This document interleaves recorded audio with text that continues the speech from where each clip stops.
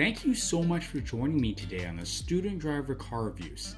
Today I have the 2021 Nissan Sentra and the SR trim for review. However, before I get going, if you love car content, please feel free to drop a like or subscribe as it definitely helps the channel out. It will cost you nothing and it will help us get this content out to more awesome viewers like yourselves. In this review, I'll hope to give you a tour of this vehicle straight from the comfort of your home. I'll be going over the exterior of the Nissan Sentra, its interior and comfort, as well as its performance and handling before concluding with my final opinions on this mid-size sedan. So, with that being said, is the 2021 Nissan Sentra worth your hard-earned money and does it deserve a place in your garage? Well, stick around to the end of this review to find out. To begin, let's start with the engine. The 2021 Nissan Sentra is powered by a 2-liter 4-cylinder non-turbo engine, which is rated for 149 horsepower and 146 foot-pounds of torque. Currently, the Sentra is only available in a front-wheel drive powertrain. When on the road, expect a fuel economy of around 6.5 liters per 100 kilometers on the highway and 9.4 liters per 100 kilometers in the city, which averages to around 8.1 liters per 100 kilometers or 35 miles per gallon for our friends in the United States. Now that we've covered some of the performance specs, let's do a quick segue and jump into the Nissan Sentra's interior. Don't worry, I promise we'll jump right back into the performance and handling aspects of the Sentra in our next section. For those who may not know, Nissan completely redesigned the Sentra for the 2020 model year, and I absolutely love what Nissan did with this generation of the Sentra.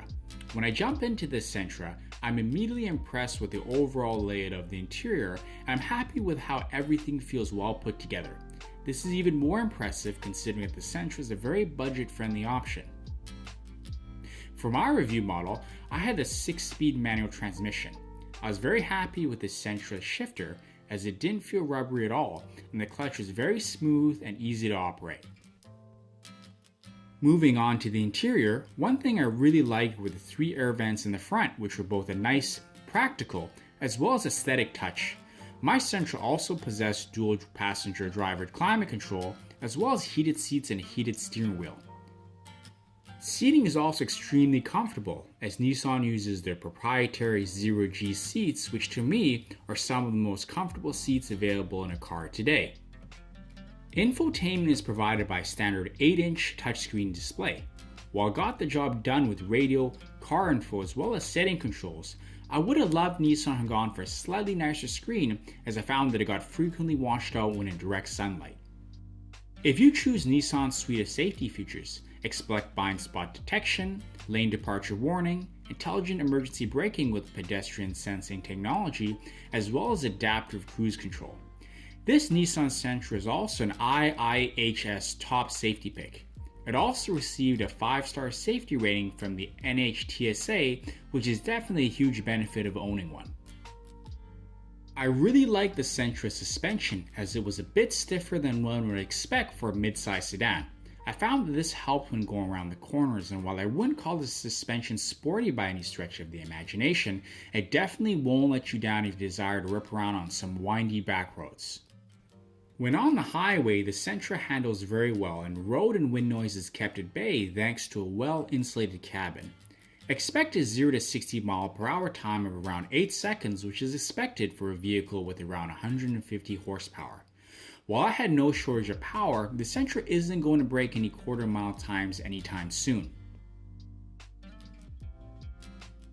So, now that we've reached the end of the review, is the Sentra deserving of a spot in your garage? I would say if you're happy with the interior, value its top safety ratings, and are okay with the smooth and confident ride profile that feels well-mannered rather than purely sporty, I would definitely say that the Nissan Sentra is a car that is totally worth your hard-earned money. So, let me know what you think of the 2021 Nissan Sentra in the comments below. Or better yet, if you own a 2021 Nissan Sentra, drop your comments in the comments section below and let me know if you agree or disagree with my take on the 2021 Nissan Sentra.